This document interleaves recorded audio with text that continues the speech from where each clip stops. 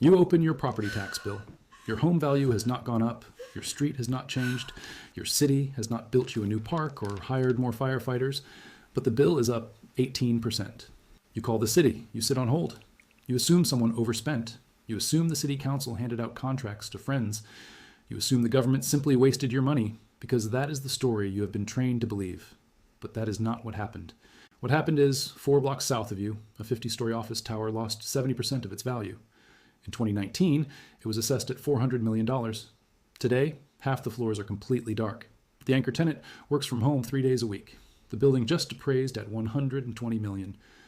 And when that tower's assessed value collapsed, the city lost 70% of its commercial tax yield from that single address. The city cannot run a deficit by law. So the missing millions have to come from somewhere. And somewhere is you, your house, your condo, your property tax bill. You're not paying for better services. You're quietly bailing out an empty building you have never set foot in. This is the silent bailout. And it is happening in every major city in North America right now. Here's the formula no one explains to homeowners. Total city budget equals the residential assessed value multiplied by the residential tax rate, plus the commercial assessed value multiplied by the commercial tax rate. When the city sets its annual budget, it calculates exactly how much money it needs to survive, then divides that number across the 2 pools of property. When both pools are stable, the math is entirely invisible. You pay your share. The office towers pay their share. The city collects enough capital and everyone moves on. But when commercial property values aggressively collapse, the equation breaks. The city still needs the exact same baseline revenue to keep the lights on. The commercial pool has drastically shrunk. So the residential pool is mathematically forced to absorb the difference, not because the city is spending more, but because the other side of the ledger is hemorrhaging. The commercial buildings that caused the crisis end up paying less. The homeowners who had absolutely nothing to do with it end up paying more. That is the mechanism. The silent bailout is not a metaphor. It is cold arithmetic. If your property tax bill jumped this year and you did not understand why, now you do. Drop a comment with the percentage. I want to see the real numbers. I made a video called The Polite Ponzi Scheme. The thesis was that the domestic economy is built on structures that look stable on the outside, but are quietly hollowing out from the inside. The commercial office market is the physical manifestation of that exact thesis. Look at San Francisco, 32.8% vacancy, 1 in 3 offices sits entirely empty. Before the pandemic, that number was under 5%. Look at Chicago, 26.6% downtown vacancy. Buildings that traded for $230 million in 2019 are now selling for $55 million. That is a 76% collapse in value. Look at Calgary, 29.9%. Nearly 1 in 3 downtown offices is dark. This is the city that already lived through this trauma once during the oil crash, and it has still not recovered. Look at Toronto, 14.4% downtown vacancy. That sounds manageable until you remember that before 2020, Toronto's vacancy rate was 2%. The emptiness has increased 7-fold. And here's the part nobody in commercial real estate wants to say out loud. This is not cyclical. Remote work is not going away. Stanford economists project that by 2030, 75% of all desk-based jobs will operate on hybrid schedules. The workers are not returning to those towers. The towers are structurally obsolete. The buildings remain standing, but the tax base they used to provide is permanently gone. The commercial vacancy crisis does not stop at the property tax line. It triggers a violent chain reaction that the research community calls the urban doom loop. Empty offices mean fewer workers downtown during the week. Fewer workers mean the lunch restaurants close, the dry cleaners close. The coffee shops that depended on 5-day foot traffic lose their entire customer base. In San Francisco, daily downtown commuters dropped from 470,000 down to roughly 150,000. That is a 68% decline in the customer base for every single ground floor business in the financial district. Dead retail means collapsed transit revenue. Toronto's transit ridership is still hovering at roughly 80% of 2019 levels. Chicago's transit authority carried 455 million rides in 2019. In 2025, that number fell to 338 million. Boston's transit recovery sits stalled at 77%. The transit shortfall strictly dictates fare increases or brutal service cuts. Service cuts make the downtown core less attractive. A less attractive downtown means more corporate tenants leave. More tenants leaving means more vacancy. More vacancy means lower commercial assessments. And lower commercial assessments mean the city needs even more money from the suburban homeowner. The loop feeds itself. I showed you the subscription trap, how ownership is disappearing and everything becomes a recurring payment you never agreed to. Your property tax bill is the municipal version. You did not subscribe to bailing out an empty tower, but the payment just arrived anyway. Calgary is the undeniable proof of concept.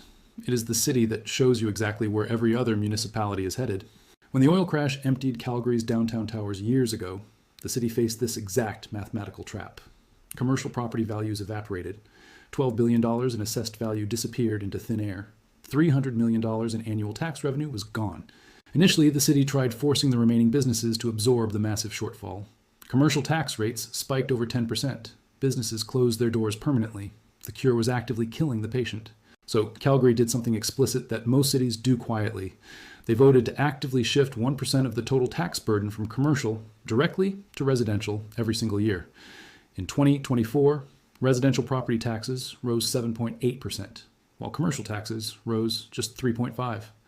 The homeowner absorbed the commercial collapse by design.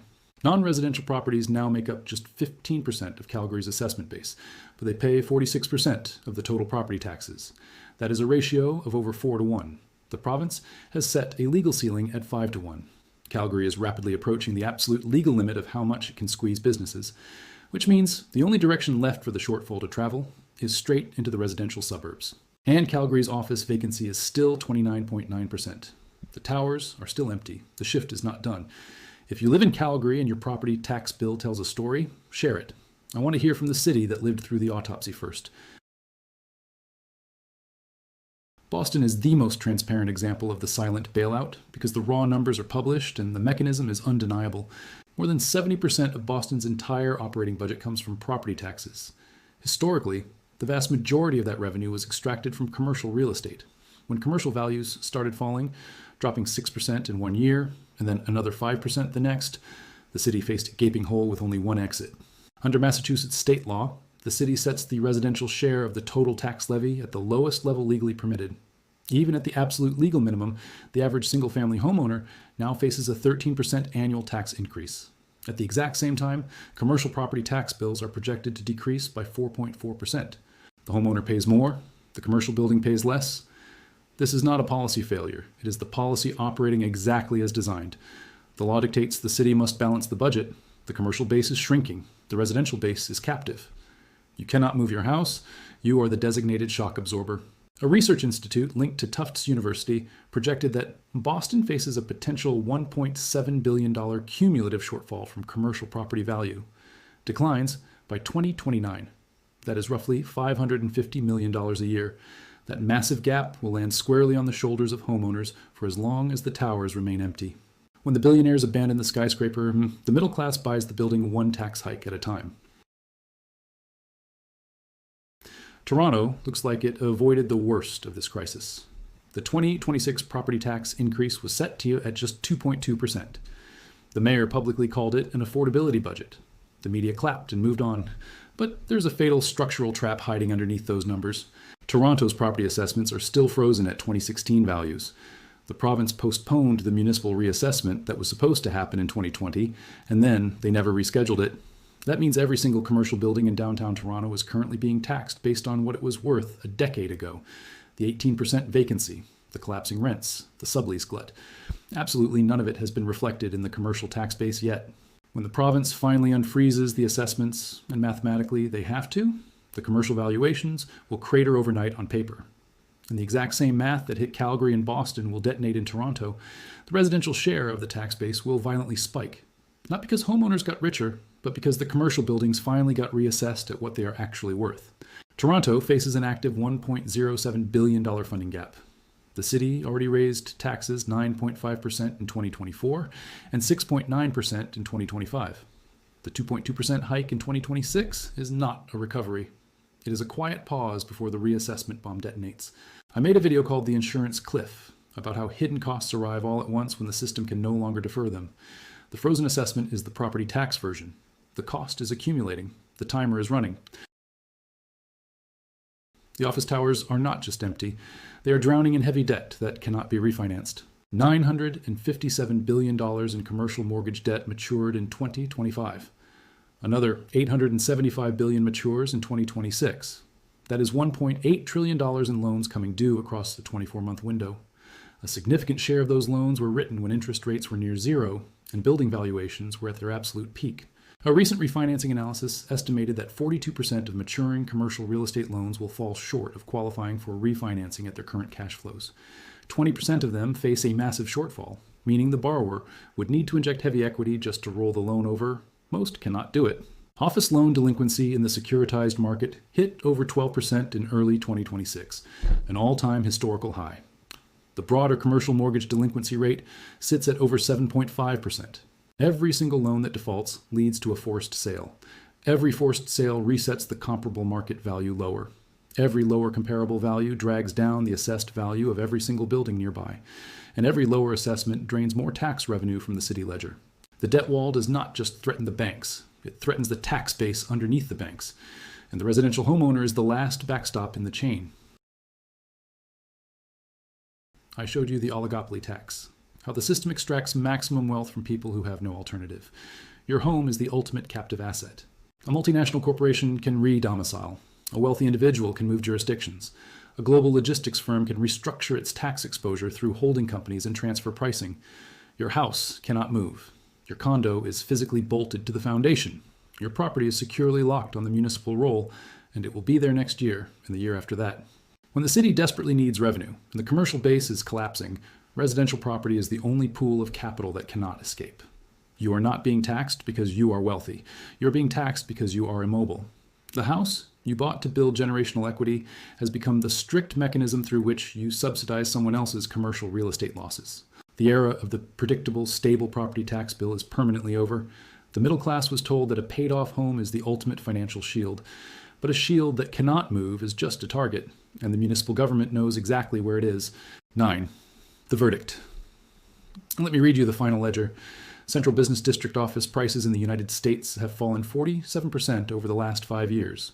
San Francisco vacancy sits at 32.8%, Calgary at 29.9%, Chicago at 26.6%, Toronto at 14.4%, with a frozen assessment masking the true damage.